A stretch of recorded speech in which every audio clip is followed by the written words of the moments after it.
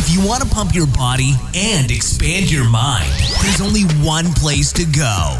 Mind Pump. Mind Pump with your hosts, Sal DiStefano, Adam Schaefer, and Justin Andrews. In this episode of Mind Pump, so for the first 44 minutes, we do our introductory fun time, current events conversation. Fun time. After that, we get into the fitness portion of this episode. So we start out by talking about the new Dave Chappelle comedy special on Netflix. He takes all the third rails and jumps all over them. It was hot fire. One of my favorite comedians of all time. Then we talked about the post I did on veganism. Boy, did it stir up some controversy with some people saying that the reason why I was saying that going vegan may not be a good idea for some people is because I'm sponsored by meat companies. Little do they know that our biggest sponsor is Organifi, the makers of vegan supplements that are extremely effective. Oh, and by the way, Gold Pumpkin Spice Juice is back. Gold Juice is something you would drink in the evening to relax your body and reduce inflammation, and it tastes absolutely delicious. Now, Organifi makes other organic, vegan-based supplements. If you go to Organifi.com/MindPump and use the code MindPump, you'll get 20% off all of their products. Then I talked about the fake followers are costing companies $1.3 billion. There's a little bit of an influencer bubble that seems to be popping at the moment. We talked about the social scoring system in Silicon Valley. It's kind of like China's, except minus all that state authority. Yeah, let's get rid of the state. Killing people stuff. Then I talked about how the chili pad helps everybody sleep amazingly. And part of that beauty is the white noise that it creates. And I talk about the science behind white noise and why it helps people sleep. Now, chili pads are pads that you put on your bed. They circulate water, and they give you whatever ideal temperature you want. So I like to sleep at about 64 degrees where my bed is nice and cool. So that's what I set it at. Jessica likes to set her side at about 67 degrees. I like a good Arctic breeze. He likes to keep his freezing. We are sponsored by Chili Pad. So if you go to Chili Technology, that's CHILI technology.com/mindpump, you can use the discount codes on the page for massive discounts. Then I talked about the nuclear car. They've invented a car that runs on nuclear power. You never have to fuel it for 100 years. It's kind of crazy. Hey. We talked about Aladdin the movie. We talked about how Disney is not doing the binge model. Apparently, they think it's more responsible to do so, which I think is kind of cool. And then I mentioned a study that showed how close relationships have major impacts on your health. Then we got into the fitness portion of this episode. The first question, is yoga at home a few times a week good for mobility? Is that a good mobility plan? Next question, this person wants to know, how do you adjust your clients' macros when they're consistently non-compliant? So how do you deal with people who don't do what you want them to do? Comply. Next question, how would you train clients who don't work out on their own? Nice extension from the first question, the question before. And the final question, this person wants to know, what's a profession that we value very highly, but we all think we could never do? Also, 48 hours left. That's it. There's only 2 days left for the MAPS Prime and MAPS Prime Pro 50% off sale. It's the first time we've ever put those programs at that big of a discount, and you only have 2 days left as of the dropping of this episode. Now remember, MAPS Prime is a program that helps you design your pre-workout priming session. This is a fancy term for a very effective warm-up. Now, why is that important? Well, if you prime properly, you'll improve your mobility, your range of motion. In other words, you'll make your current workout far more effective. A lot of people also don't know that if you prime before an athletic event, you'll have better performance. So if you like to play basketball, if you're in competitions, if you're a grappler, a boxer, football player, if you do a 15-minute individualized priming session before your competition, you'll have a better performance, and that's what MAPS Prime provides for you. Now, MAPS Prime Pro is correctional exercise in nature. It takes all the major joints in the body, takes you through some tests, you identify your problems, and then you get the right exercises for your body to improve your mobility, reduce pain, and reduce your risk of injury. Again, both programs 50% off. Here's what you do. Go to mapsfitnessproducts.com and use the code PRIME50. That's PRIME50 for the discount. No space. Do it now. Dude, that Dave Chappelle comedy show. Woo! That was masterful. He is the most. Maybe my favorite, dude. Do you know how many people he's pissing off right now? Maybe my favorite. He's everybody. Have you read anything? Yes. Oh, you have. Yes. Oh. So Vice already wrote an article and basically told everybody skip it because he's so. No, we'll skip Vice. Yeah, fuck you guys. Yeah, he's get outta here. He is offensive. He's a comedian, duh. And because of the current climate, it's funnier to be offensive, in my opinion. Tough. But he went hard. Yeah, he did. He took every third rail and had sex with it on stage. Yeah. He danced You know what I'm all saying? over. Yeah, no, for He sure. just paved the way. Finally, I think for that was people my to come through. My favorite Dave Chappelle I've seen ever. I would say it's up there with some of his best stuff. I consider him, in my opinion, the best ever, the best stand-up comedian. I think it was his last one I wasn't a big fan of. I think his last one I was one of my least favorite ones he did, but this one was fire. Yeah, man. he's for me the most brilliant stand-up comedian. He's the funniest. He kills me every single time. Yeah. Chris D'Elia is also hilarious. Yeah. He's fun. Who's the other guy? I love Dave Attell. He's one of my favorites. No, but, Bill Burr. Bill Burr is my favorite. Bill Burr's also hilarious. Yeah, Also kills me. he's but my favorite. But Chappelle is just so smart and brilliant the way he just delivers. nailed it for the times. He takes you on a ride with his jokes. You think he's going one way, and you hear the audience agree with him. Yeah. But then at the end, he hits you with the reverse. Oh yeah. And he pisses everybody off, and then it makes you laugh. Oh, his pro-choice joke had me going. Oh, bro. my I God, just dude. thought that was so. I've never heard someone put that spin on it. And I just fucking died, and I didn't know His where. Michael Jackson talk got me crying, dude. I was dying. He's dude. the Well, best. speaking of controversy, how about Sal's controversy yesterday on the freaking Instagram Wow. post, dude? Oh, Wow. man. I didn't think it would cause that much controversy. I don't I even didn't think know it I was said that strong still. You know, like the vegan response. No. I was waiting for it forever. all I said on it was that I think that this huge trend to push everybody to not eat meat because it's bad is going to result in worse health because the average person just doesn't educate themselves on nutrition to begin with. So all they're going to do is cut meat out and replace it with probably processed foods. If you look at the average person diet, the only whole natural food that they tend to eat or that's unprocessed tends to be the meats, eggs or chicken or milk. They're going to cut it out and replace it with garbage. And that's all I said. And I didn't think I was that controversial. But oh my God, it was I think it just flying. I think it just highlights what we've talked about on the show before, that people are so dogmatic and religious about nutrition. They're irrational with it. It is so funny to me how we get so what's the Tribal. word? Yes, tribal with these diets, this made up thing. You know what I'm saying? Like I brought it up on the episode we did that.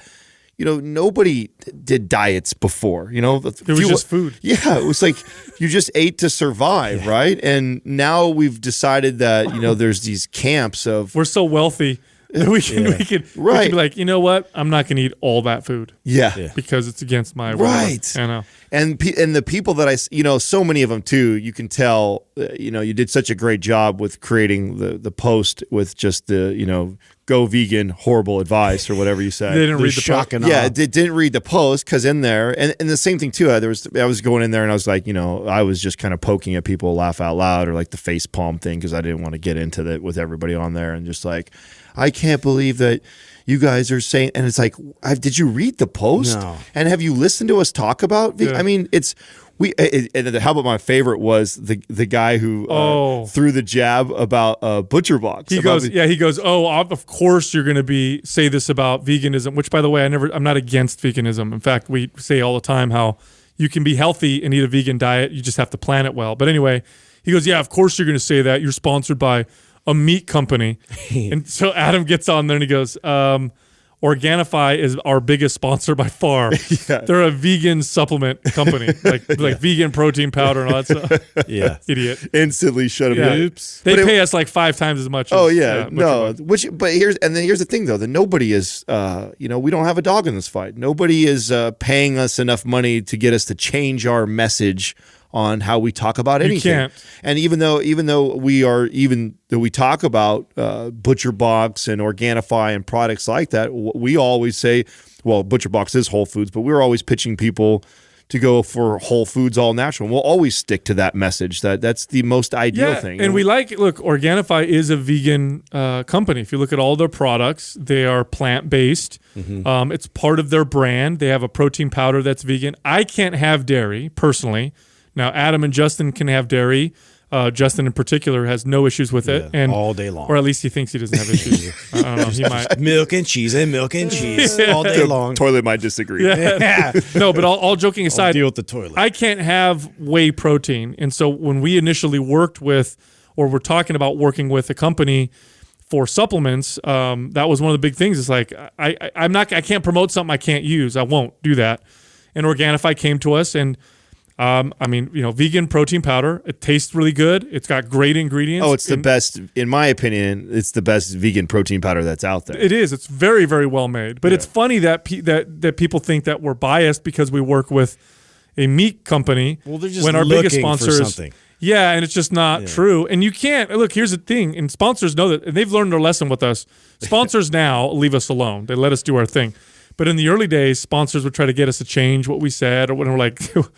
We will do the opposite of what you say if you try to tell us what to do. Well, we have to. We're just going to be honest. There's this. Obviously, podcasting is gaining traction and popularity, and the normal formula for most people that are podcasters, they build a network up, and advertising is their main source of revenue. And something that when we built this originally, we built it with the intention of not really advertising at all, and that was never going to be. That was never part of the business plan. Oh, and still today, it's less than 20% of the revenue that Mind Pump makes. So it's not. It'll never be a thing that drives us.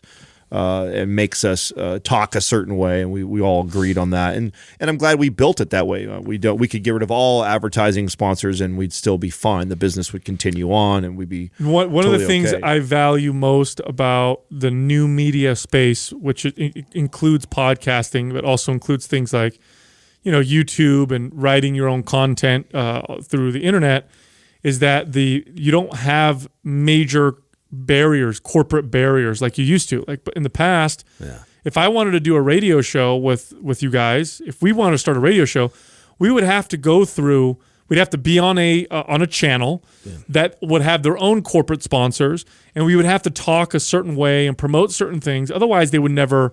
Our show would not exist. We came out hard against most of what people preach. There's no way in hell anybody would have had us on. So we value that freedom more than anything. So if we work with a sponsor, you better believe it's because we actually like their product and what they're all about. And if the day we don't, I don't care how much money they're paying us, we can tell them to kick rocks. Right. So it wouldn't work. There's no way it happened. But yeah, I couldn't believe the controversy in there was pretty funny. But there were a few dietitians and registered dietitians that were on there that were like, no, the points you make are totally accurate. Some of the points I made had to do with potential nutrient deficiencies that you just have to pay attention to. When you eat vegan, you just have to pay attention to these nutrient deficiencies that can pop up and often do for a lot of people. And that's why you need to do a lot of really careful planning and sometimes supplementation. I know most or many of my friends who are vegan athletes and vegan fitness experts all recommend that their clients and themselves take at least vitamin B12. That's one of the main ones. I feel like you should follow. I feel like you should follow the post up with a almost identical one, but for carnivore diet. I should. Just to fuck with all of them, just like make their people's heads would explode. Just explode. Man. Oh my god! Wait, this doesn't make sense. Yeah, just see, then you go back to the Dave Chappelle. Like that'd be like the perfect setup for that. Like you get such a polarizing contrast, with the setup and then the punchline. You should write a post on the other side, because I think that again we would say the same thing. I think that's horrible advice for most people. I don't think most people should be on 100% carnivore diet whatsoever. It just highlights how emotional and irrational, people are these days. That's why I loved it so much, because it was playing with the most taboo topics and just throwing it at you. Like, I know this is going to upset you, but like, look how ridiculous that is. Yeah, totally. It's getting so out of control though. I'm a little nervous about like how crazy it's. I mean, the documentary What the Health, I felt it was like the beginning of it, like getting crazy, and I thought it would slow down after a lot of people spoke out about that, and I know like our buddies like Lane Norton came out, did a whole YouTube on how terrible What the Health was, but you know what? It's still missed a lot of people, and I see it in my own family. What's happening now for the first time ever, and I've never seen this before, is diets have always been kind of religious. People have always treated nutrition in that way. It's always been, especially if you're But into they health and weren't fitness. politically motivated like they are now. No, it's the first time I've ever seen a diet be politicized. Yeah. I've never seen a diet be politicized. It's never been, and the reason why it's being politicized is they're connecting it to it being better for the environment,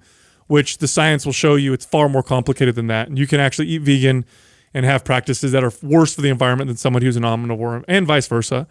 But the fact that it's getting politicized means it's just you're going to get more divisiveness and more you're the enemy, I'm not the enemy because I eat a particular way and you eat a particular way.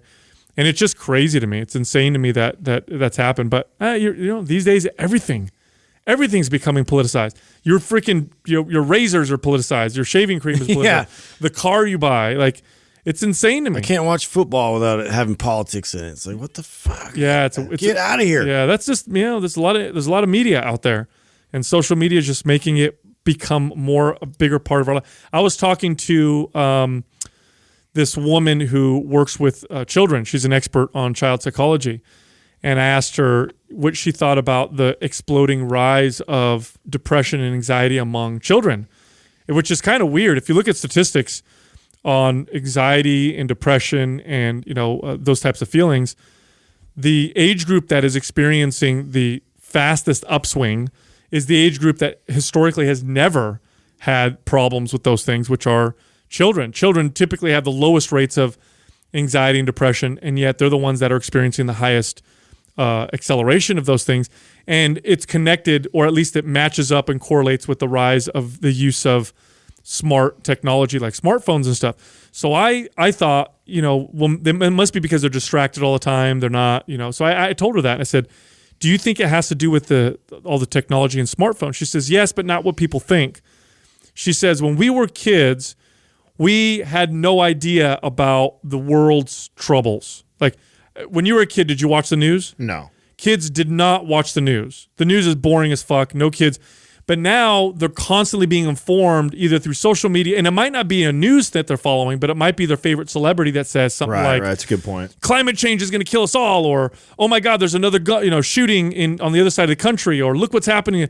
And so they're just getting inundated with so much of this information around the world, and the part that makes us anxious is there's nothing you can do about it but worry. You know what I'm saying? Like, especially if you're a kid, you feel helpless. So I think that's, kids dominate social platforms. Totally. So a majority of the conversations are probably stupid conversations that are being had on social media platforms. Totally. So I think that's why everything's feeling like it's getting politicized, is because we're on all these social platforms. How many people follow politics before? Not very many, but now everybody does, because they're just talking about it through. I wonder if it's going to get so ridiculous that people just stop. Like, it just gets played out. Like, Everybody's getting sick of it. It could happen. Right? Wouldn't that be crazy if we're like just in this like social media bubble right now because it's so cool, it's so great to be connected, and then like 10 years from now, people will like shame you if you are like, oh, you're on Instagram and Facebook, like really? You spend your time doing that? Like, do you think it could go that way? Look at the influencer bubble. We just talked about this. Influencers are losing their power. It's interesting. I was just reading something like a statistic that was talking about companies that invest in influencers and how like the fake followers have actually cost them something like $1.3 billion because they put all this money into, this person has a lot of influence because of the numbers that they look at and this fake engagement and all this stuff that they're promoting, but it's not real. They're not getting any conversions, and they're losing a lot of money by investing in these people. Yeah, I don't know if that's a sign though of potentially social media bubble popping, and more so just I think more people are I think it's just aware. Yeah, they're aware. Yeah. I think more people are savvy to, this is the new hustle now. Everybody wants to be a YouTube star or an Instagrammer, get big enough, and then it just partner shows with that companies and sell products. I think it just shows its impact is not what it once was, and that's what I mean by the bubble is kind of popping. Like you look at like the values drop because of that. Look at the big pages from a few years ago and look at their engagement now. Yeah. It's terrible. I was just telling you guys, I mean, Brad Castleberry popped up in my Explore page, and I hadn't looked at that kid in forever, and he's approaching close to 1 million followers. And I mean, his likes, he gets a few thousand likes, he gets less than 100 comments. And I'm like, oh my God, that's crazy. It doesn't add up. The ratio to that. Yeah, I just think that a ton of people, you know what happens with things like that? And I at least this is what I think, because this is what happens how I do it. Like a buddy sends me somebody's page and it's like hilarious. Like it's a hilarious meme or it's something. And maybe you look at a second one they have on their page and they're like, oh, this is funny. Or like you see someone like him as an example doing some crazy feat. He's super fast or he's super strong. And then you follow just as out of a reaction, like, oh, that's interesting. I wonder if he'll post something else like that again. And then you never pay attention again, but you're still following him. So I think you haven't unfollowed. Yeah, that happens to a lot of people that, are following these type of people that use like headlines or gimmicks to get quick attention. You get the quick attention, you get the follow from somebody, but nobody really gives a shit, until you do something goofy enough or silly enough for me to share with my friend. I ain't really, and that I'm just paying attention. I'm really not listening to anything you have to say. You're not giving me value. Yeah. You're not really influencing me in any real way. No, totally true. Staying on this topic though, I was a Fast Company had an article because we talked a long time ago about like China's social scoring system that they had implemented, and like we were all a little like worried about that in terms of like the state sort of controlling and manipulating the population by rewarding them for things and then also like taking things away. And so they're saying that like there's also elements of that in Silicon Valley, which is kind of obvious after I read through it quite a bit, but a couple of them stuck out. One of them was like insurance companies can actually go through like your social media and like Instagram and everything and see pictures of like things that like present high risk situations. Driving, talking on your... And we're literally just feeding it to them. And so it's like lowering, the chances you're going to get a good rate. And also like on the other end of it, kind of rewarding people who are doing good things. So isn't there an insurance company that's doing this now? I thought I saw a commercial for this where you can opt into this thing that basically allows them to monitor everything. They can track like your speed that you're driving because your phone's on you. Oh yeah, and then it could track like the speed the car is moving. Give them all the information. Yeah, and give them plug it into the car somehow. Yeah, like I don't know how it works, but I thought I saw a company saying that the whole pitch was like you shouldn't pay for insurance that you don't need, and so if you're not a high risk driver and you only drive this speed limit, you don't break the laws, and like but you have to submit like the approval for them to gain access to all that. That's interesting. But social wise, they're going, to go further with this too, like they have like bars and restaurants and stuff where they actually have like a service where if you come in and they give you a score at the end of the night based on like if you were like like an asshole, they're like they didn't want you to come back, and so they would like flag you,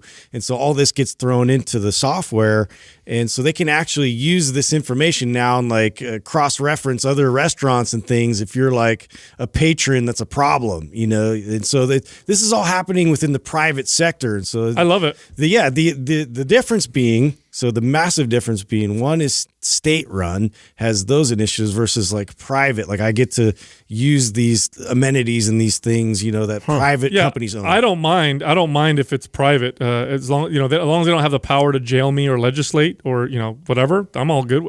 I think it's brilliant. I think it's a very, very cool way of getting great service if you're a good patron, and if you're a shit butt, then you stay at home. Yeah. You know what I mean? People will know about it. But and it used to be that way. Here's the thing. When societies were tight and small, that's how it was. Mm-hmm.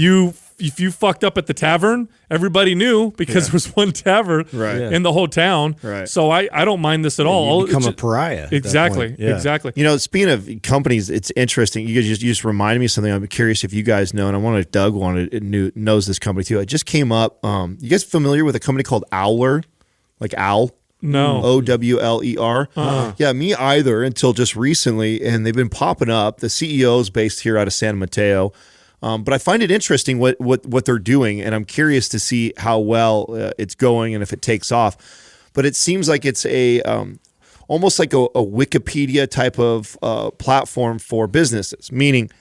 You could get on there and you can put us in there even. You can put any random company and it's crowdsourced, right? So to prove it, like how Wikipedia is, right? Wikipedia is just a collection of everybody putting in and it getting more accurate to where now It's all crowdsourced. right? It's considered a reliable source, right? But when it first started, it was just like probably a few people on there putting their 2 cents on whatever you're wikiing.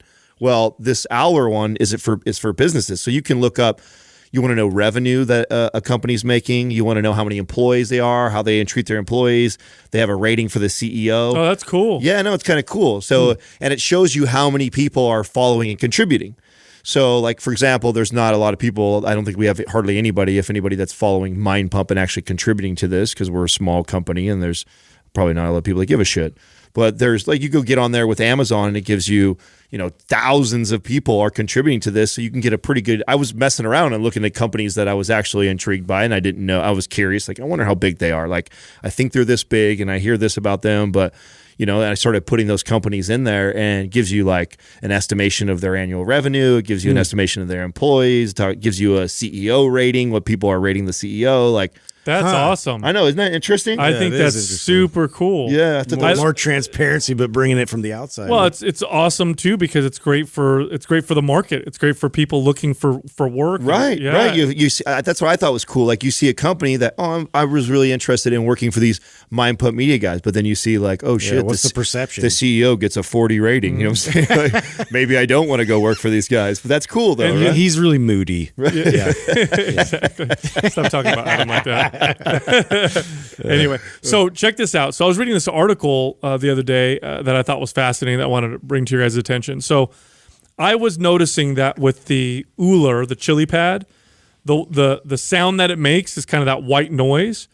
And I was noticing that the noise also helps me sleep. Oh, bro, here's something funny for Totally. you. So check this out. Okay, so I think I told you guys this. I've been sleeping on the couch for the last month, right? So that's kind of like my MO. It's your new home. Yeah, it's my new home, and I go down about midnight or so. I head downstairs and I sleep down there where it's about 10 degrees cooler than it is upstairs. And what Katrina does is, and I didn't know this till the other day because I asked her, I'm like, why is the Uller on? Because it's on my side of the bed, right? So she doesn't use the Uller on her side. I use it on my side because I need it to be a lot cooler. And the last couple mornings I've come up and she's like, no, like everybody sleeps better. She's like, the baby sleeps better with the humming of the Uller, and so does Mozzie. So Mozzie lays his head down, sleeps right next to the thing, and so does the baby. And the baby loves the sound. She goes, I've noticed, like, I turned it off one of the nights back when you weren't in the room, and it was one of the worst nights that he slept. He was fussy all night long, and she's like, and she goes, I don't know if it's just correlation or what. No, there's science to support this. So there's two ways, obviously, that the chili pad or the Uller helps with sleep. Obviously, the main one is it keeps your bed at the temperature that you like to sleep best in. So for most people, it's cool. I'm about 64 degrees. Jessica's about 67 degrees on the bed. And I think, what do you put yours at, like 59? Yeah, I'm just low. I'm all the way down. You're all the way down. So it just keeps it cool and it keeps your body temperature down. You sleep. But then there's the white noise that it makes as the machine is circulating the water through the pad. And I'm like, I know there's white noise machines that people buy specifically to sleep. Yeah. Like and people do this for kids all the time. My kids sleep. They have to sleep with Yeah, it. that's what made me remember, because the couple times we've gone on vacation together with our kids, you'll go in the kids' room and you'll turn on a white noise machine to help them sleep. So I'm like, I wonder what the science is to support this, because so many people talk about it. So I looked it up, and apparently while you're sleeping, your brain is still processing sound. Because obviously, you got to be on the lookout for predators. That's how we evolved. So your brain is still processing sound, but what it will alert you to isn't necessarily sound as much as it's changes in sound. You see what I'm saying? Yeah. It's the big changes. Yeah, it's the inconsistency in sound. And what white noise does is it masks all the sounds of the house, and it makes them all sound. Your brain perceives it as everything being the same, still and silent, basically. So you're going to sleep very, very good, rather than it's silent in the house, then the house creaks a little bit, not that loud, but because it's a change. You ever happen you were sleeping and the house moves a little bit and you wake up, or something drips and you wake up or whatever. Yeah. White noise masks all that, and so it keeps your brain processing in the sense that it thinks that the sounds are all level and the same. That's so great. So it helps you sleep both ways, those two different ways. I think we're definitely getting our money's worth then. So, because even when I'm not laying on the pad, it's actually being ran inside my room right now to help the baby and the dog Dude, sleep. I sleep so hard. Multi-use. I sleep so hard with that thing. It's So crazy. great. Anyway, so I know we've been I brought up nuclear power a couple times on the podcast when we're talking about clean energy and how that's actually a very clean form of energy. So this company created a car. I'm going to bring it up right now so I don't mess this up. This company created a car that's nuclear reactor, nuclear powered, that'll run for 100 years without ever having to get refueled. How the hell? I mean, Yeah. they have to be like huge. Like I've been saying this forever though, that the whole automobile industry is a big fucking scam. I mean, the fact that we can build a spaceship, dude, to go to the fucking moon and back and be able to handle that makes me go like, how can we not car build? only lasts like 5 years. Yeah, we can't build an engine to go 100,000 miles. Come on, get the fuck out of here with that. Well, so this company's called Laser Power Systems, and they created a concept for a car that's powered by thorium. So thorium, it's a radioactive element. And here's the thing about thorium that's really cool. I don't think, or I'm almost positive, you can't turn it into weapon grade nuclear material. So in other words, you got to put that out there. You know, that's my first thought. And this is good because Where do you go to Asgard to get that? Where's that place? Where, Asgard? Thorium. No, you know why this is good? Gates of Mordor. Because a lot of times the U.S. will and other countries will oppose other countries' attempts at creating nuclear power for themselves. Mm-hmm. And one of the reasons why we oppose it is because they can take that material or the same technology and then create a nuclear weapon. Well, thorium, I believe you can't do that. It's just used for energy. But anyway, check this out. This is kind of crazy. So it's so dense that just a small sample of it packs 20 million times more energy than a similarly sized sample of coal. That's how much energy is in 20 million. 20 million times. Wow. In fact, if you, and it said here, if you created a turbine made from this material that was the size of an air conditioning unit, okay? That alone would power a whole restaurant, hotel, or maybe even a small town to show you just how much power is in this thing. So just to show you the power of nuclear power, if we were really to go after it without fear or whatever with our technology. How ugly is this car? Oh, well, the car looks all weird. Yeah, that's always a problem. And what's your thoughts on us eventually going this direction? I think we might have to. Do you think so? I think we do. I think it's political suicide right now. Here's what the car that's looks the like. car? Yeah. Oh, there he is. Doug brought it up. Whoa. Yeah. Wow, it's very futuristic. Yeah, I know. I think it's political suicide right now because people are afraid of nuclear. They think it's dirtier than other forms of energy when it's not. It's actually far cleaner. People, we have memories of things like Chernobyl or Fukushima power plant, what happened during the earthquake. Yeah. And, that type of danger. And then, of course, nuclear. We know nuclear bombs and nuclear war. But this thorium might be the answer, and if we're able to educate the population, I feel like any company that could afford to do this, right? They already have the access to the nuclear power and could technically build a bomb, anyways, right? Do you really think that we are keeping anybody who actually is a threat and a force from having nuclear power? It's definitely a lot. There's a lot of countries don't have a nuclear power or a nuclear weapon. A lot of countries don't. That we know of. Yeah, like Iran. Iran is going after it, and they have for a long time, and they haven't detonated anything.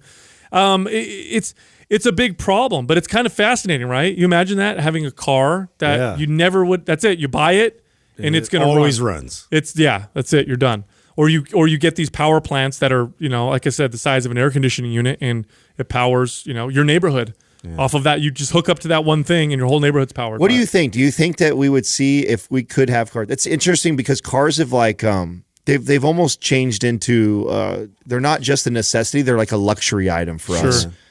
So like trends and even like even the automobile industry has been so smart to what is it, about every 5 years or so the next model comes out.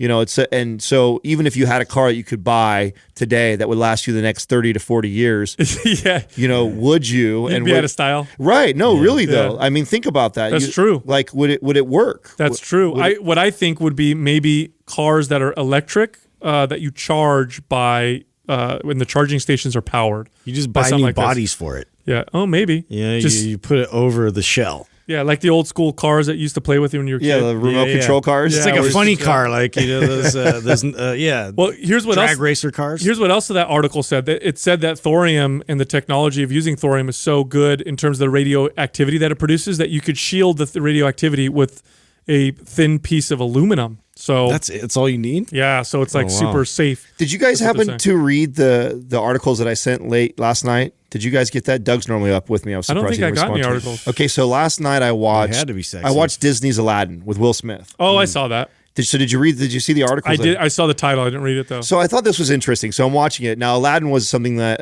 I watched 1,000 times growing up because I have a little sister and brother, and that was like popular during. And you guys obviously know you have kids. So kids at a certain age. I don't remember what age this is. It's somewhere between probably 2 and 5.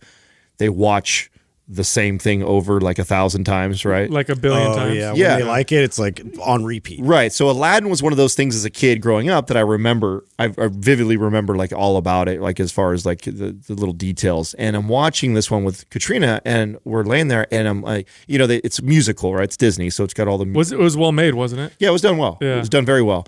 But it got a lot of heat though. It only got not a lot of How heat. so? There was controversy around it, right? But I didn't know any of this yet, so I'm just watching it, right? I'm watching it because it's Will Smith, and I like Disney, and I'm watching. And I was curious when I clicked on it that it only got like a 56% on like Rotten Tomatoes, whatever, which is pretty low especially for a Disney movie.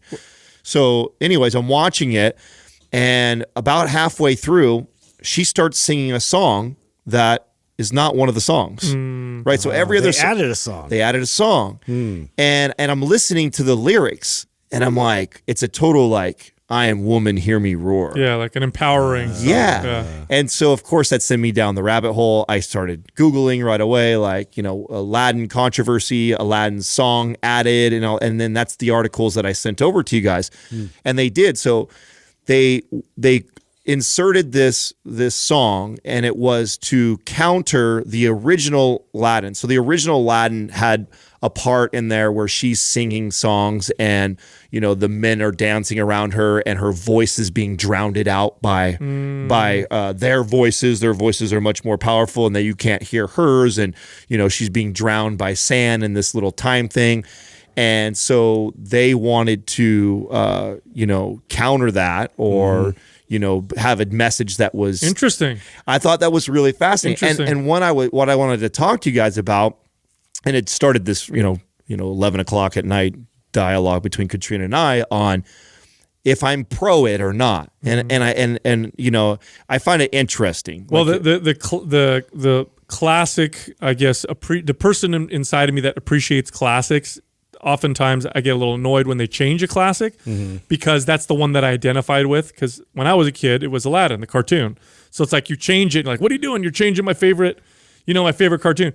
But then there's the other side of me that's like, that's pop culture. That's what we've always done. We've always taken old things and made them a little bit different to make them maybe more marketable or better. So here are my thoughts Like on a it. refresh. So here are my thoughts on it. I love Disney as a company altogether. I think that this is like if you're going to make a message, right? If you're going to send a message, I think that's a very tasteful way to do it, right? To incorporate this song that's, it's not hardcore political. It probably went over 90%. It doesn't change the story. It doesn't change the story completely, but it does. It empowers her more. It shares. It basically highlights that she can be strong and independent. And it's like, okay, so there's the side of me that's like, that's cool. Like I think that's a good message for young girls growing up right now, and I think that's tasteful and a neat way to do it. Then I have the other side of me that's like you, Sal. That's like, well, fuck, man. It's a different. You're changing it. Like you're changing a classic that was like a super famous cartoon that was huge and a great story.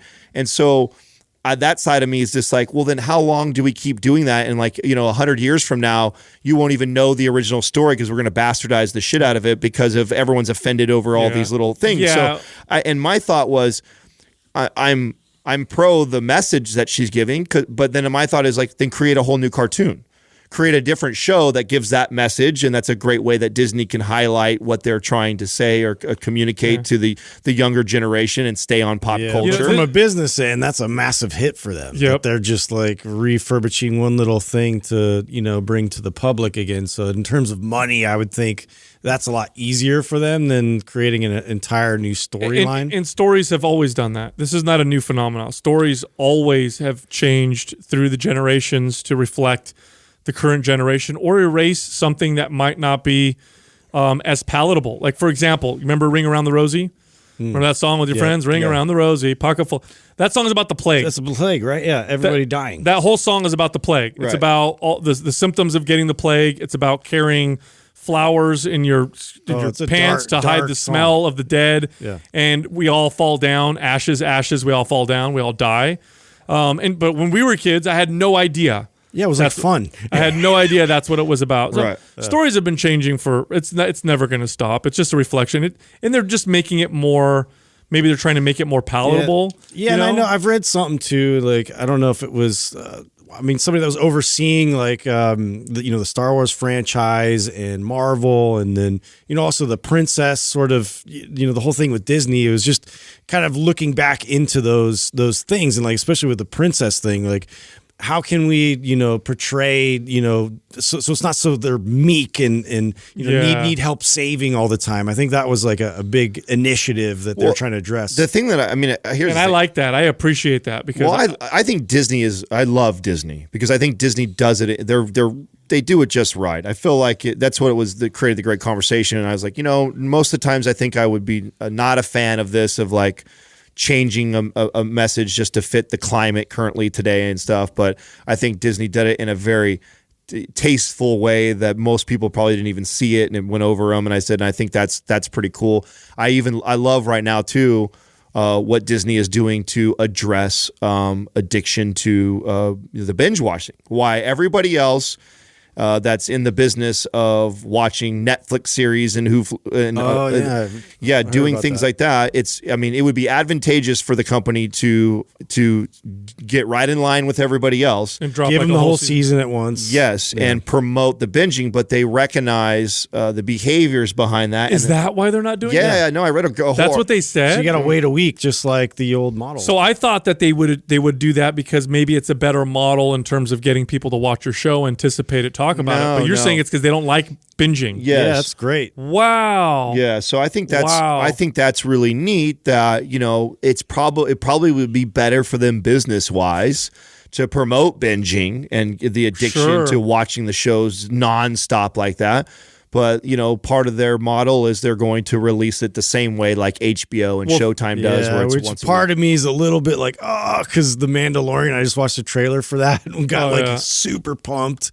And so I'm going to have to wait week by week for the episodes. Well, if you think about it, imagine your kids watching the Disney Network and just binge watching 15 episodes of a show that's out and crying because you want to turn it off.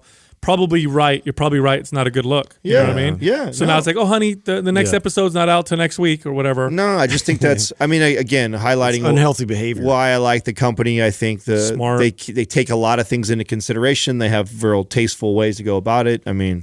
Again, why I love Disney. I'm pro Disney. So smart. I was reading on longevity and health the other day as well, and I was shocked to find how important close relationships and the people around you are to your longevity. It's actually a major factor in your health and longevity. A major factor. It's one of the most consistent thing they find with centenarians. And the article that I found showed that there was something like, I'm going to pull it up here because it was insane, that the research is showing something like a 50%. Oh, here it is. One study found that a lack of strong relationships increased the risk of premature death from all causes by 50%. 15%. The effect on mortality. 15 or 50. 50. 50. Wow. So not 15 having is a lot. 50 is crazy. 50. So not having good relationships in your life is roughly comparable to smoking 15 cigarettes a day. Whoa. Yep. And worse for you than obesity and being inactive. So it's actually worse for you than being obese. And now that's crazy to me. Yes. Wow. Yeah. And it just goes to show like why things like, like why we're so makes tribal, sense. why religion exists, why we have groups, why we're such social creatures. Right, community. So why the important. Geneva Convention says that, isolating a prisoner is a cruel and unusual punishment. It's crazy how big of an impact it has on our health. And here's the reason why I'm communicating. The reason why I think this is crazy, and why I brought this up right now on this episode, is because oftentimes people who are fanatical about their fitness and are obsessed with their body do so at the expense of the relationships with their friends and family. They're so obsessed with their diet, they're so obsessed with their workouts that they don't have lots of friends, that they lose relationships with significant others, and they all think that they're making themselves healthy. Right. When in reality, they're actually doing themselves far worse. They probably would be better off not working out that much and having good relationships. What a great fucking point. But this is why we talk about, though, when making decisions about, a food, like eating a piece of cake, like sometimes it's actually healthy, and that may sound crazy because of the connection, right? With Because people. when it is in that situation, like, because I tell you what, one way to lose friends really quick is go to a bunch of social events and be the asshole eating out of his plastic container all the time. You know what I'm saying? Or you never can go out because you can't go. People stop inviting you. Yeah, you're not going to invite the guy to dinner all the time if I'm always carrying the plastic container around, and you're no fun to be around and eat and drink and have a good time. How many people in the bodybuilding fitness world lose a boyfriend or girlfriend or get divorced because they're literally so obsessed with working out and nutrition that they don't nurture their relationship. And then their argument is, well, this is good for me. It's healthy. It justifies it, right? They justify their obsession. It's actually not. It's actually not good for you. Relationships actually rank higher than a lot of the other health practices. You guys are the closest bodybuilder friends I've ever had. Just so you know. Yeah, they don't do well with me. Oh, that's great.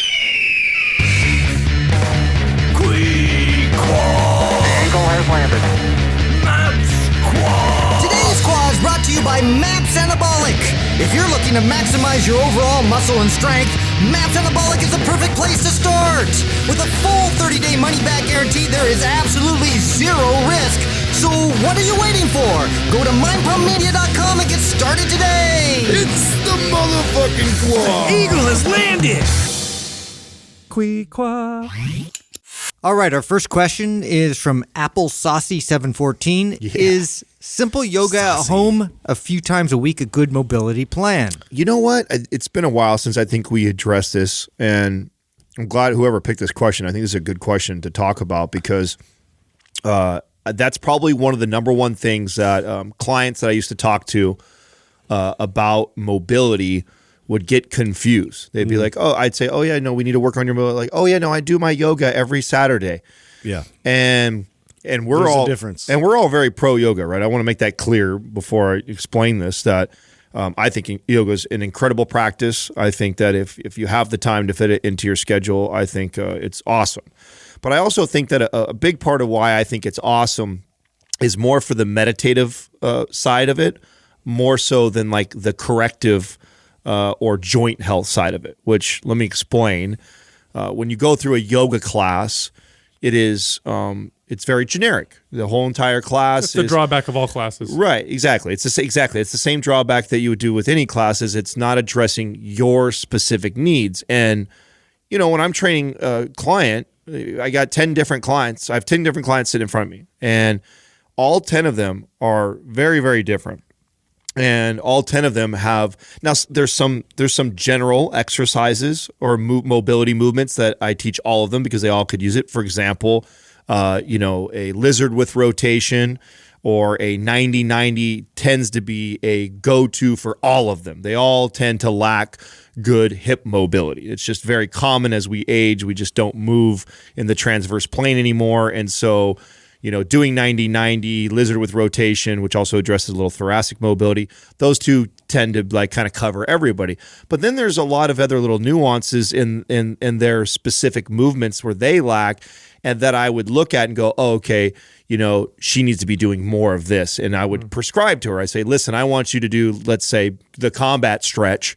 You need to be doing that one every day, 3 times a day. Because more joint specific. Yeah, because let's say her ankle mobility is horrible, but then her husband is he's an engineer and he's on the computer all day long, and his is like thoracic mobility. He has the rounded shoulder. So like handcuff to rotation, I'm like, he's got to do that one like crazy. Now, that's the problem with yoga is it's like you kind of get this broad stroke of all these different movements that are not specific to the person.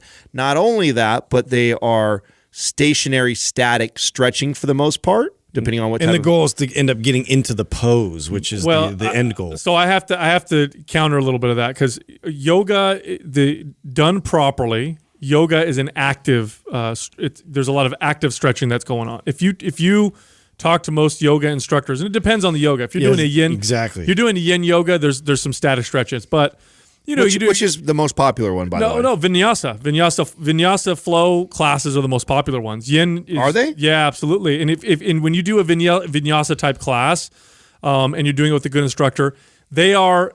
When it comes to cues, I'll say this right. And I'll stand by this all day long. Yoga when it comes to cueing people, yoga instructors are the best in the business, the best group instructors in the world at cueing people to move their position. Scoop your hips, tuck your tailbone. Look up tall. The way they are able to cue is so good that if you're a trainer, take a yoga class to learn just the cues alone. Because I think they're phenomenal. Well, because the class is so slow paced, where like every little incremental movement they can kind of capture and describe in better detail. Well, that's what I love about of all the yoga. So here's the thing: of all the group exercise type classes you can do, yoga focuses the most on form. It's the only one that I don't think should die. No, I talk about group class training should die for the most part, but yoga is something that, generally speaking, anybody and everybody that takes yoga it's going to be good for you. It is, and you are active in the poses, so you are getting functional flexibility. You are getting mobility. In terms of group exercise classes, it's the best mobility type group exercise class. I think they're phenomenal. But the drawback is, like what Adam's saying, the drawback with the yoga class is the same drawback you would get with any group class. It's general and not individualized. Individualized mobility training is superior because it's for you. It's just for your individual body. You're doing mobility movements to correct your particular issues and problems. This is one of the major challenges we had when we created both MAPS Prime and Prime Pro. The big challenge, I remember when we created MAPS Prime, we all went off to, I think it was Reno. We got ourselves a place out in the nowhere, and we all sat there, and we were stuck for almost 2 days on how we could create an element that would allow people to individualize their mobility and priming work. Like, how can you do that? We're selling a program that everybody could buy. We could put general mobility stuff in there, but then that's not what we're all about. How can we individualize this? This is so crazy because when I assess a client, there's all kinds of things I look at, and how am I going to teach the average person to do that? So we had to come up with something that was totally breakthrough and revolutionary that does not exist in the industry except for in MAPS Prime, which is a compass test that allows the person to test their body and then identify how their individual body needs to be primed and the individual mobility movements they need to do on their own body. MAPS Prime Pro does the same thing, but it's individual tests for each of the major joints. And that's the value of mobility work. The value of mobility work is how it's individualized, because that's where you're going to get the most benefit. So my clients that love the yoga classes and then have asked me okay, well, Adam, well, then what do I do for my mobility time, or what should I do instead of my yoga class? And that's I direct them to Prime Pro, and I say, and I normally start with them to keep it simple. Pick, 3 to 5 tops of the movements out of there that you fail at the worst, that you struggle with the most, okay? Mm-hmm.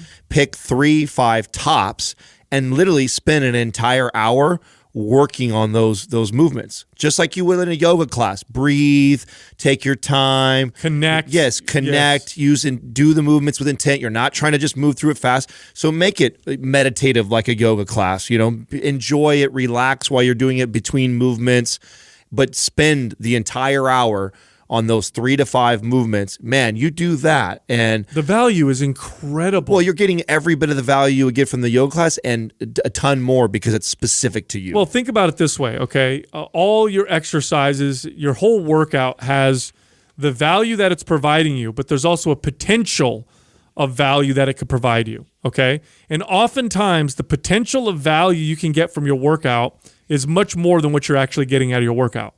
In other words, if we put this in terms of points, let's say your total workout, your exercises could provide you with 100 points of value.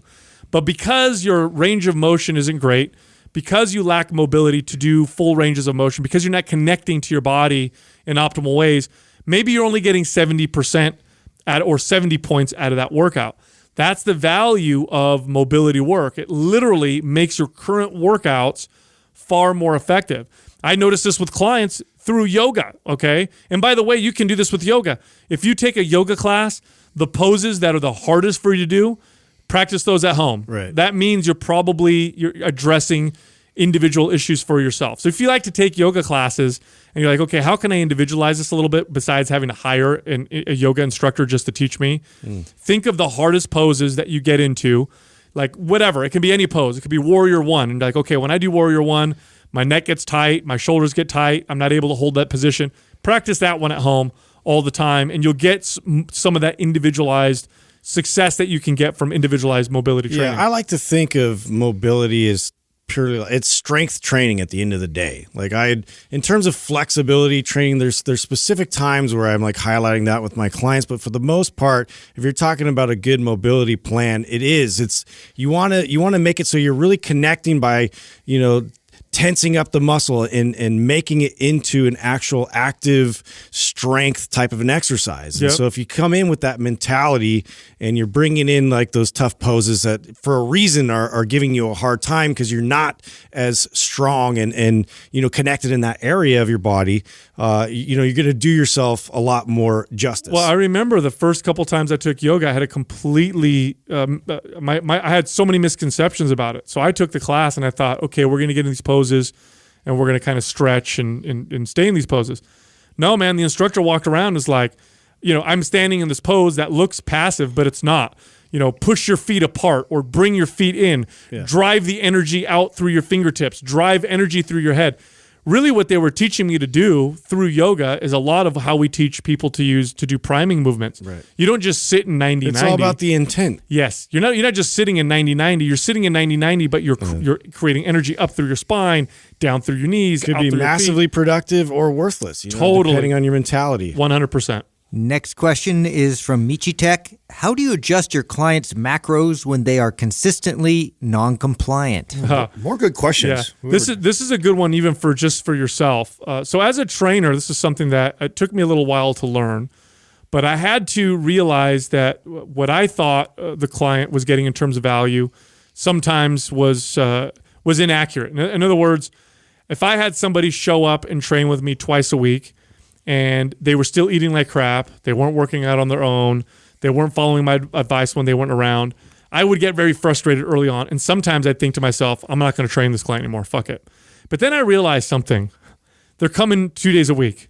That 2 days a week with me is way more than what they would be doing without me.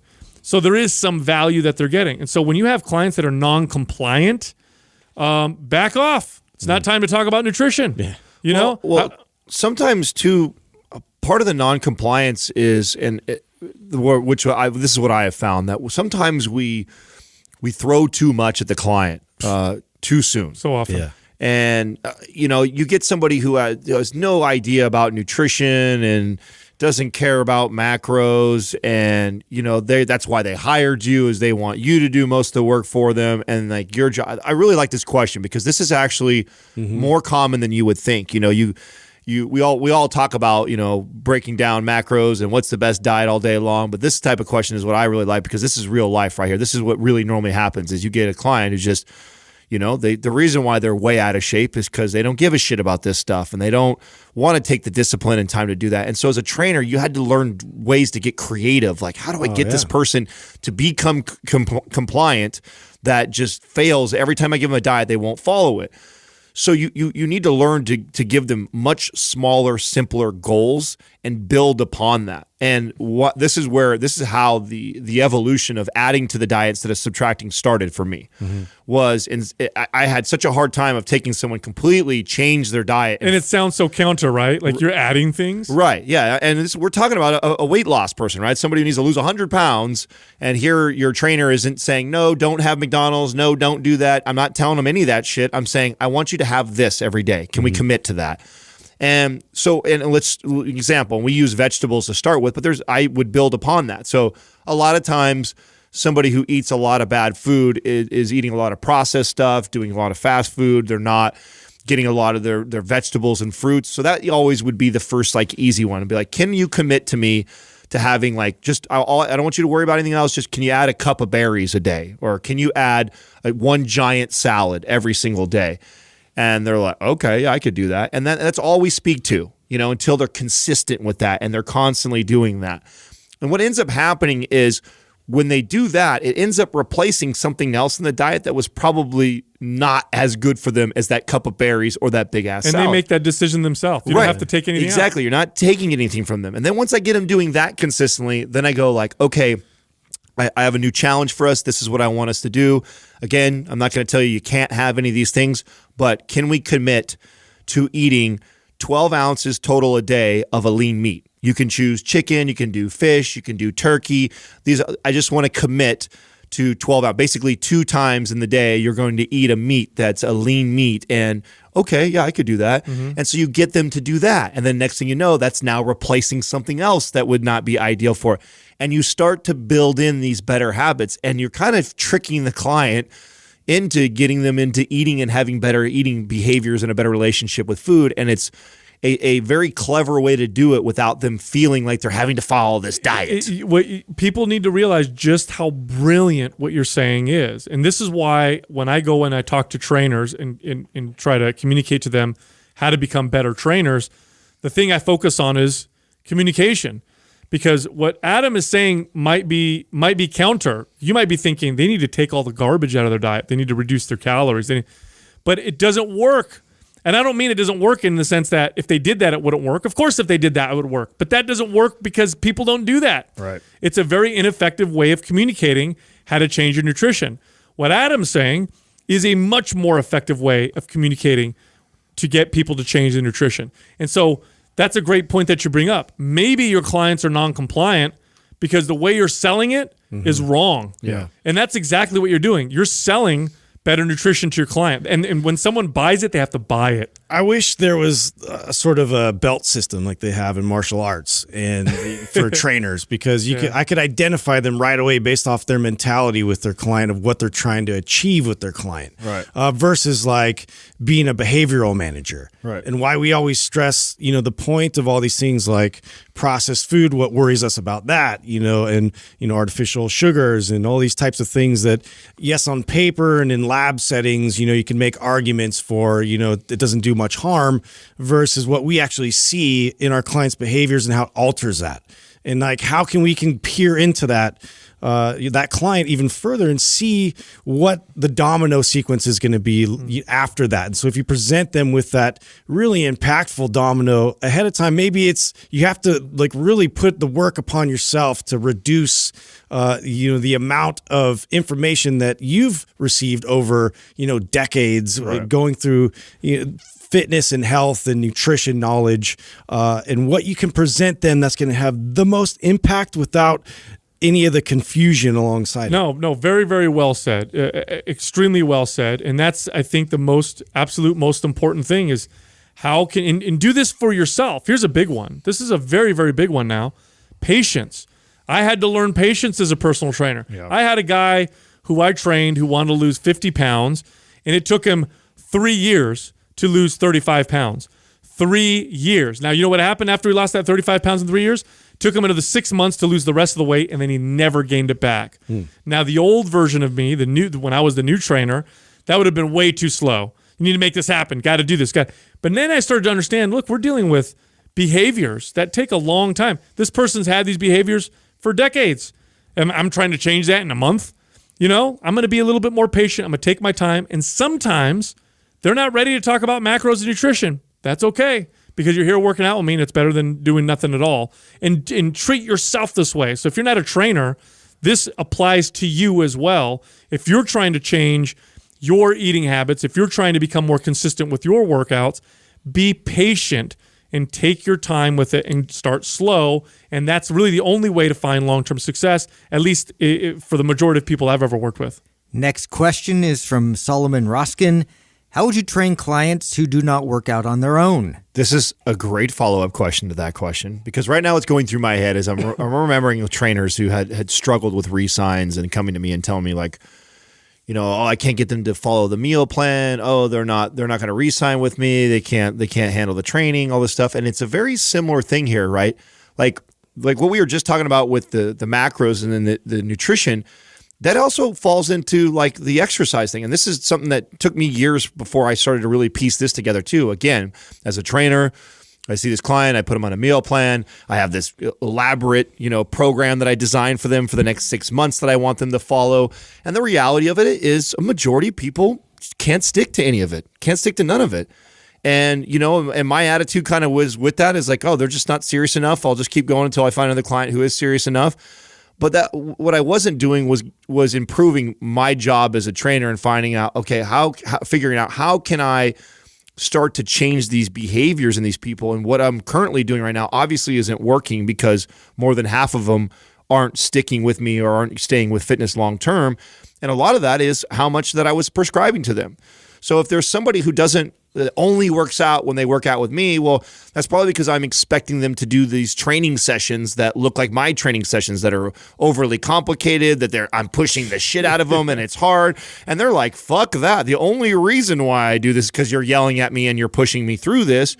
And that was a big mistake. And this is where I began to start to prescribe walking and prescribe yoga classes and prescribe like 2 exercises. Yes, prescribe a mobility drill. Yeah. We just talked earlier about mobility and stuff. This is another example of that. So I've got a client who I train 3 days a week, and I'm trying to get them to do some things on their own outside it. And instead of asking them to do that leg session that I just did with them and they walked out crippled and were sweating and in agony, I'm not going to ask them to try and do that on Sunday because they're not going to. The only reason why they're doing it now is because they paid for me to do it to them.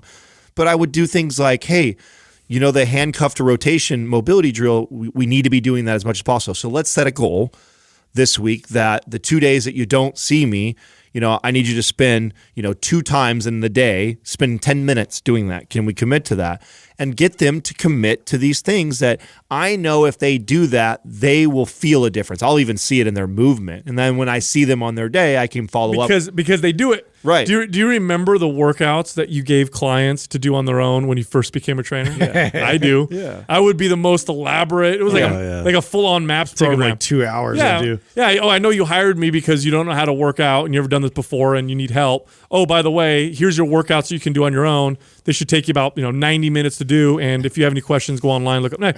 It's insane. It's absolutely insane. You're 100% right, Adam. It's like give them things that you know that they'll do on their own. And sometimes I actually had a client, this is no joke now. I had a client that was so resistant.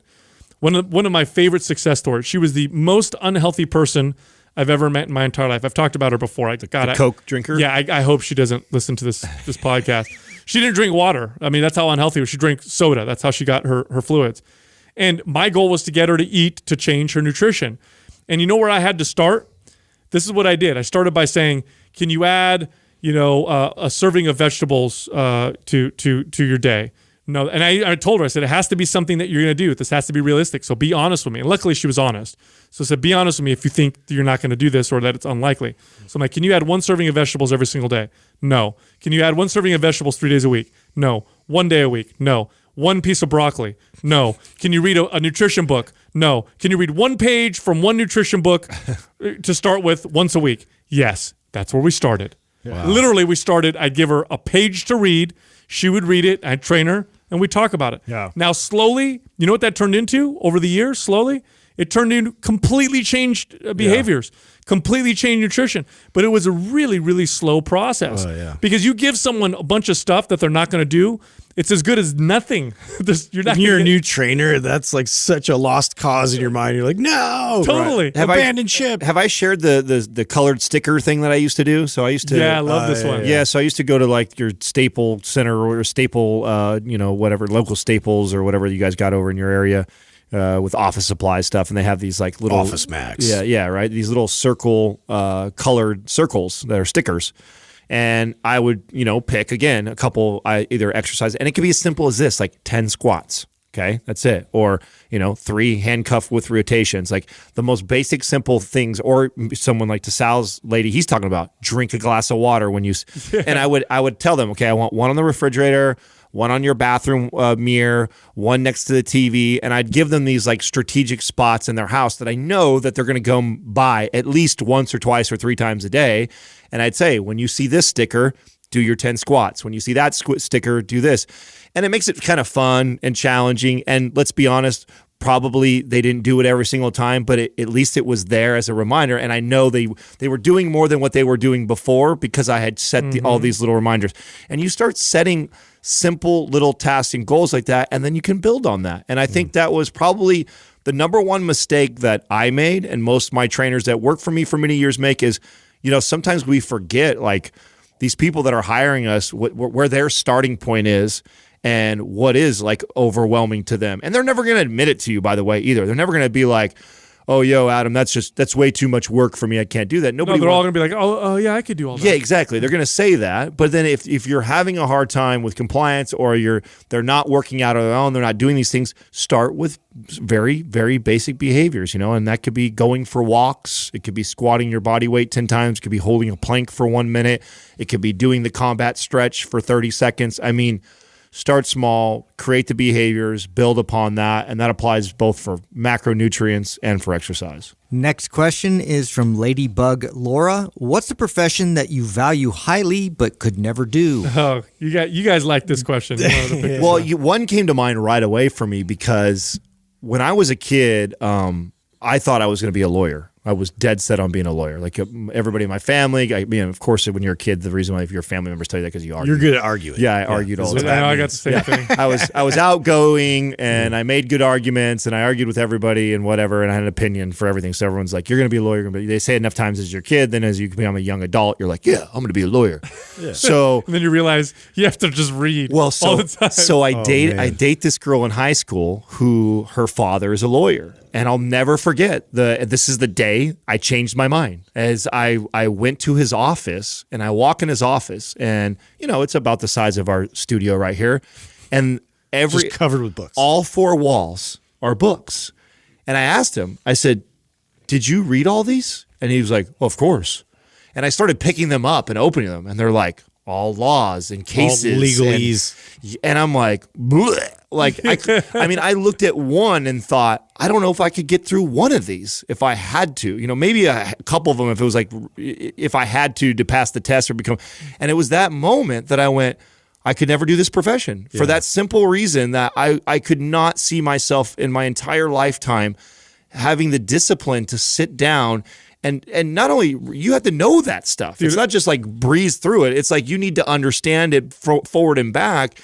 But it also gave me this incredible respect for that profession. I mean, the amount of discipline it would take to read that type of material. So my cousin's a lawyer, and 95% of what you do as a lawyer is that.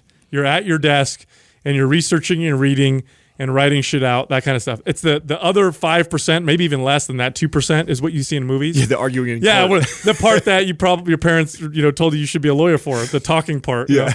My family said the same thing, and then when I kind of dived into it, I was like, hell no. Yeah. I like the talking part.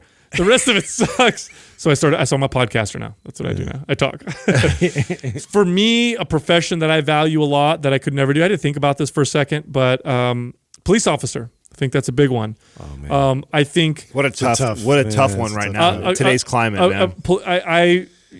They don't get the respect and admiration that I think they deserve. I mean, they literally do the shit.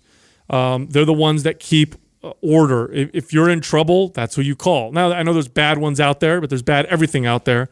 But for the most part, these people put their lives on the line when shit's going down, when everybody's running. Mm-hmm. They're the ones that have to go there and stop it and make it happen. And so for me, I've had a lot of friends that were police officers, especially when I do jiu-jitsu, and I'd hear stories, and I'm just like, I don't know if I could do that. I don't know if I could handle that level of stress. That level of scrutiny right now. I mean, I feel so bad because just like any profession, to your point, there's a couple bad apples. And they're now under a microscope in everything that they do and judged how they did it, how they looked when they did it, how they said what they said, did they follow exactly the protocol? The stress of it. Meanwhile, while they're having to worry about all these ways of doing it, they're also worried about their life. Totally. Like, at the beginning, at the end of the day, it's just like, you got to make sure that you protect yourself and you're safe. But above that, they're having to put all these other things first, which, man, that would be very hard for me. I feel like I would first think about myself and my own safety. Like, I give a shit if I'm being politically correct. I give a shit about the protocol. First of all, I'm not going to die. And then I'll figure out all the other things. Then I'll be politically correct, and then I'll try and be the procedure. And the stress, like I've had a few conflicts in my life, and I don't like them. They're stressful as fuck. Yeah. I don't like the way I feel. You afterwards. Carry it home with you. You carry. And you're a cop. That's what you do. You know what I mean? Oh, you get a phone call because some dude won't leave a restaurant. Yeah. Conflict. That's your job. Go in there and fight the dude or get him out or whatever. Like, you got to deal with that shit all the time. And then the stuff you see on the highway and then the fear. Like, I have a buddy who's a police officer, and he talks about how pulling people over, a police officer got shot for just a routine pulling someone over because the guy, I guess, had some warrants. And so you got that on your mind the whole time. Yeah. That is an incredibly difficult, stressful job, and I don't think they get the respect that they deserve. And I value the shit out of it. Yeah. Don't think I could do it. What do you think, Justin? Yeah, gynecologist. I had one, gynecologist. Actually, like along the lines of health practitioners. Okay, ER surgeons, ER doctors. That like for me, it's immediately. Very similar in terms of the stress level and the on-call, like just having to wake up, like any job where it's like you're on call at ungodly hours, like even just people are ambulance and paramedics and, people that are out there like literally saving lives and somebody will live or die based off of either your hands or your decisions. And, I was either going to say that or like the president, but I didn't want to get all like crazy and piss everybody off with that one. Cause that's why we have checks and balances and they don't have too much power. Right. Yeah. But, I think that I definitely revere and to like nowadays they do not even make as much money as they should. Like I think they should make LeBron James money. Yeah. For the kind of shit that they do saving people out there. So I don't know. I have a big admiration and respect for in armed forces and people that are out there protecting and saving us, from being assholes that we do every day. Yeah, no. You brought up another one earlier too, which is not a profession, but it is something that is high. Yeah. I value highly. Definitely. And this would be just a stay-at-home parent. Right. I mean, boy, you guys are really reaching for brownie points today. Think about it, dude. I was going to bring that. I didn't want to be too virtuous. Can you? That answer, so I didn't say. No, when you brought it up earlier, I made fun of you. But if you think about it, is there anything that you think could be more valuable than like raising good humans? Are you kidding me? That's the impact. That's the first point of contact with you're creating a human being that's going to be either good or bad in society. Oh, this is a conversation with Katrina and I right now. I mean, because she's got an incredible job and makes really good money, and of course that helps the family out. But I told her the other day, like, I mean, I don't know if there is an amount of money that you could make that I think could help the family out more than you being with our child more and being a very intricate role in who he develops to be as a young adult. Like, man, that's everything. And I guess maybe now being a dad, like I think about that more than I ever did before. I think I always wanted a partner who, I always wanted to have be the power couple and have a badass wife who's like killing it. And I have that. And now that I have a kid, I feel like that's changed. Like what I want more and what I think is even more important is like, man, having somebody who I trust that is putting their heart and soul into making sure that this human turns out to be, to me, the job of a parent is to make sure your kid is better than you. Like that's like how I feel. Yeah, totally. I feel like you win at that point. Right. Yeah. My number, like I can't expect him to be a rocket scientist. I don't know if he's going to play in the NBA like I would like, all these things. But at the end of the day, what I will gauge if I passed or failed at this dad thing is, can I make him a better human being than myself? Mm-hmm. Can I give him all of everything that I have, and then he can have something to build upon that? And nobody lays that foundation more than a mom, dude. A mom who has is the first line of defense in that. So no, I could get or a dad, or a stay-at-home dad. I mean, any parent. I mean, I was having this conversation with my daughter. It's funny we were talking about work and jobs, and she's like, "Well, how much does this job make, and how much does that job make?" And I said, "Why are you asking me about how much money these people make?" She's like, "Well, because making a lot of money, that would be really cool." And I said, "Well, it's okay." I said, "But what do you think is the most important thing?" And she said, and this it made my heart just like warm and everything. She's like, "I think family. Family is the most important thing." And I was like, "Oh, that's my girl, man." So you get she's so it. good. Yeah. You raising good human beings, and unfortunately, a lot of people don't do a good job of it. But the people that do a good job of it, man, those are the most valuable people, because then they turn into the ER surgeon or the police officer that's awesome. Right. Or I forgot what you said. Lawyer who does a good job. So there you go. And with that, go to mindpumpfree.com and download our guides. They're all absolutely free. You can also find us on Instagram. You can find Justin at Mind Pump Justin, me at Mind Pump Sal, and Adam at Mind Pump Adam. Thank you for listening to Mind Pump. If your goal is to build and shape your body, dramatically improve your health and energy, and maximize your overall performance, check out our discounted RGB Super Bundle at mindpumpmedia.com. The RGB Super Bundle includes MAPS Anabolic, MAPS Performance, and MAPS Aesthetic. 9 months of phased expert exercise programming designed by Sal, Adam, and Justin to systematically transform the way your body looks, feels, and performs. With detailed workout blueprints and over 200 videos, the RGB Super Bundle is like having Sal, Adam, and Justin as your own personal trainers, but at a fraction of the price. The RGB Super Bundle has a full 30-day money-back guarantee, and you can get it now, plus other valuable free resources at mindpumpmedia.com. If you enjoy this show, please share the love by leaving us a 5-star rating and review on iTunes, and by introducing Mind Pump to your friends and family. We thank you for your support, and until next time, this is Mind Pump.